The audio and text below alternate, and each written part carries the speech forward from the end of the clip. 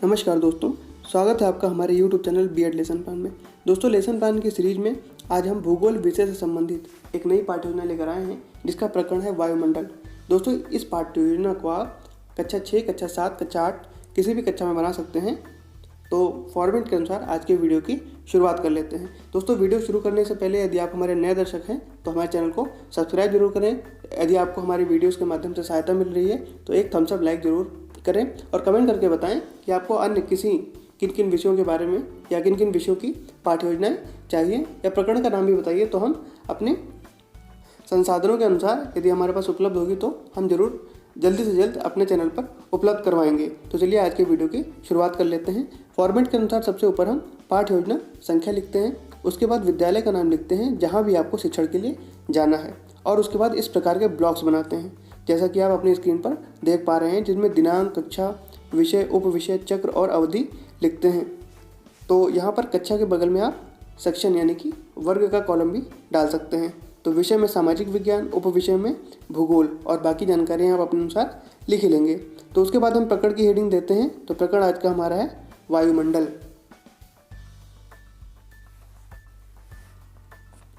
प्रकरण की हेडिंग देने के बाद में हम सामान्य उद्देश्य की हेडिंग देते हैं। तो इसमें पहला सामान्य उद्देश्य लिखेंगे, देखिए आप, छात्रों का मानसिक एवं बौद्धिक विकास करना। दूसरा है छात्रों को भौगोलिक तथ्यों से परिचित कराना। तीसरा है छात्रों में सामाजिक गुणों का विकास करना। चौथा है छात्रों में सत्य एवं असत्य का निर्णय करने की योग्यता का विकास करना। पांचवा है छात्रों में चिंतन करने, तर्क करने एवं निर्णय लेने की शक्तियों का विकास करना। तो ये हो गए 5। तो आप चाहें तो 5 ही सामान्य उद्देश्य लिखें, उतने ही पर्याप्त होते हैं। हमने सुविधा के लिए इसमें और भी लिख दिए हैं, तो आप लिखना चाहें तो लिख सकते हैं। तो अगला देखिए, छात्रों को प्राकृतिक वातावरण एवं मानव जीवन से संबंध स्थापित करने में सहायता करना। 7वां है छात्रों में भूगोल के प्रति रुचि उत्पन्न करना। 8वां है छात्रों को भावी विश्व नागरिकता का प्रशिक्षण देना। तो ये हो जाएंगे सामान्य उद्देश्य। अब बात करेंगे विशिष्ट उद्देश्यों की। तो विशिष्ट उद्देश्य की हेडिंग देने के बाद में पहला कॉलम, पहली हेडिंग इसमें देंगे विशिष्ट उद्देश्य के अंडर में ज्ञानात्मक। तो इसमें लिखेंगे कि छात्र वायुमंडल का ज्ञान प्राप्त कर प्रत्यास्मरण कर सकेंगे।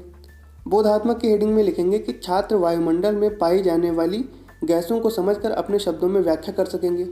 अभिवृत्त्यात्मक में लिखेंगे कि छात्र वायुमंडल का ज्ञान प्राप्त कर सकारात्मक दृष्टिकोण विकसित कर सकेंगे। कौशलात्मक में लिखेंगे कि छात्र वायुमंडल में विभिन्न गैसों की उपस्थिति समझकर अपने कौशल विकसित कर सकेंगे। और अंतिम है रुच्यात्मक। तो इसमें लिखेंगे कि छात्र वायुमंडल में विभिन्न गैसों की प्रतिशत मात्रा को समझकर अपनी रुचि विकसित कर सकेंगे। तो ये हो जाएंगे विशिष्ट उद्देश्य।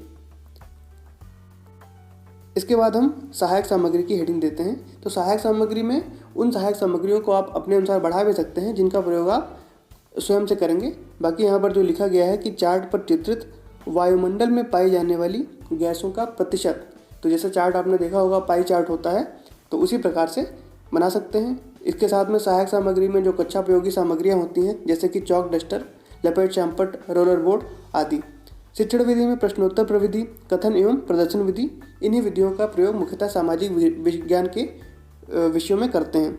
तो पूर्व ज्ञान में लिखेंगे कि छात्र वायुमंडल के विषय में सामान्य जानकारी रखते हैं, और उसके बाद में प्रस्तावना की हेडिंग देंगे। तो प्रस्तावना की हेडिंग में 2 कॉलम बनाएंगे, छात्राध्यापक क्रियाएं और विद्यार्थी क्रियाएं। यहाँ पर यदि आप छात्राध्यापिका हैं तो अपने अनुसार छात्राध्यापिका क्रियाएं, और यहाँ पर छात्र/छात्रा क्रियाएं भी लिख सकते हैं। तो पहला देखिए कि हम लोग किस ग्रह पर निवास करते हैं। तो यहाँ पर लिखेंगे कि पृथ्वी पर निवास करते हैं। यहाँ पर सिर्फ टाइप करने से बचने के लिए एक शब्द में उत्तर लिख दिया गया है, आप इसको पूरे वाक्य में लिखेंगे कि हम लोग पृथ्वी पर निवास करते हैं। दूसरा देखिए कि पृथ्वी के चारों ओर गैसों के आवरण को क्या कहते हैं। तो यहाँ पर लिखेंगे कि पृथ्वी के चारों ओर गैसों के आवरण को क्या कहते हैं, तो वायुमंडल कहते हैं। तीसरा प्रश्न देखिए कि वायुमंडल के विषय में आप क्या जानते हैं। तो ये हो जाएगा समस्यात्मक प्रश्न। तो इसी के अनुसार उद्देश्य कथन लिखेंगे कि छात्रों, आज हम सभी वायुमंडल के विषय में अध्ययन करेंगे।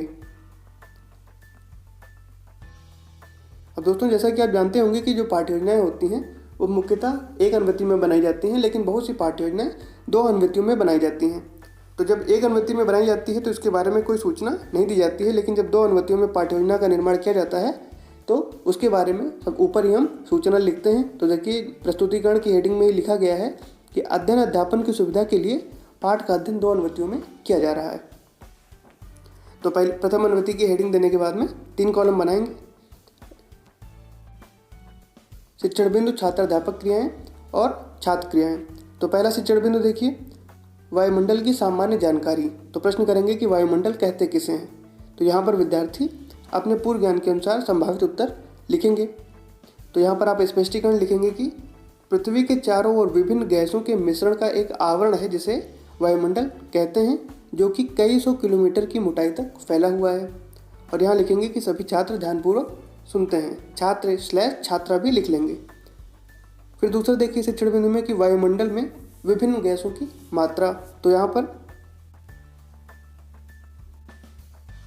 प्रश्न करेंगे कि चार्ट पर अंकित, वही चार्ट जो अभी सहायक सामग्री में लिखा गया था, तो चार्ट पर अंकित वायुमंडल में विभिन्न गैसों की मात्रा कितनी है। तो यहाँ फिर पुनः से विद्यार्थी अपने पूर्व ज्ञान के अनुसार उत्तर देंगे।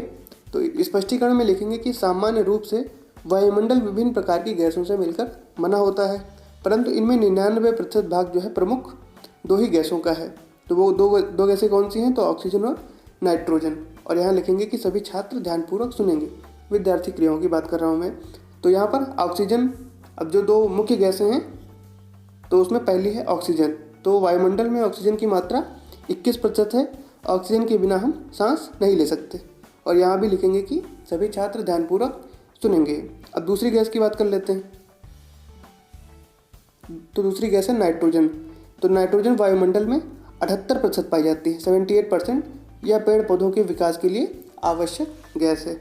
और यहाँ लिखेंगे कि सभी छात्र ध्यानपूर्वक सुनेंगे। जब भी किसी भी टॉपिक का हम यहाँ पर स्पष्टीकरण लिखते हैं तो विद्यार्थी क्रियाओं में जरूर लिखेंगे कि सभी छात्र ध्यानपूर्वक सुनते हैं। अब अन्य गैसों की बात कर लेते हैं। 99% तो यही 2 गैसें हैं। इनके अलावा तो 1% में argon, carbon dioxide, hydrogen, helium, ozone आदि गैसें भी सम्मिलित हैं। और यहाँ लिखेंगे कि सभी छात्र ध्यानपूर्वक सुनते हैं।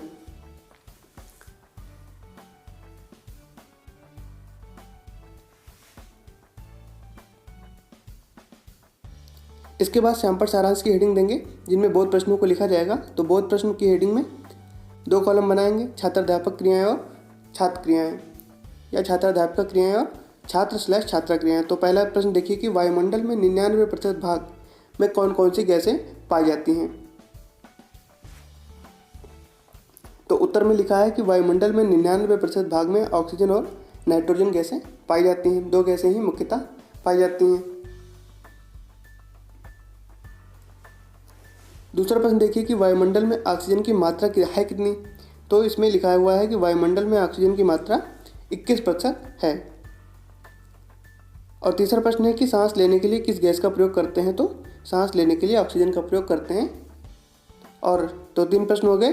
इनमें आप एक प्रश्न और भी जोड़ सकते हैं। अब निरीक्षण काल की हेडिंग देंगे। तो इसमें लिखेंगे कि छात्राध्यापक छात्रों को श्यामपट्ट सारांश कक्षा में लिखने का निर्देश देकर कक्षा में घूम घूम कर निरीक्षण करेंगे।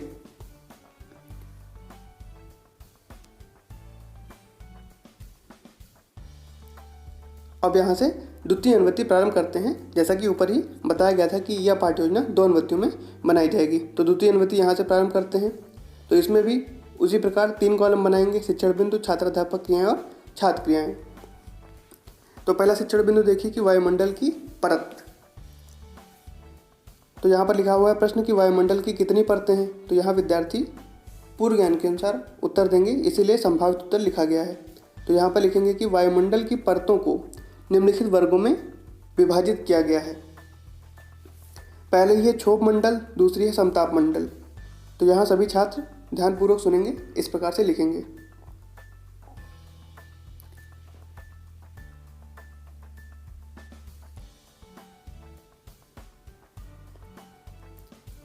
अब यहाँ पर क्षोभ मंडल शिक्षण बिंदु में लिखेंगे। तो प्रश्न करेंगे कि क्षोभ मंडल किसे कहते हैं।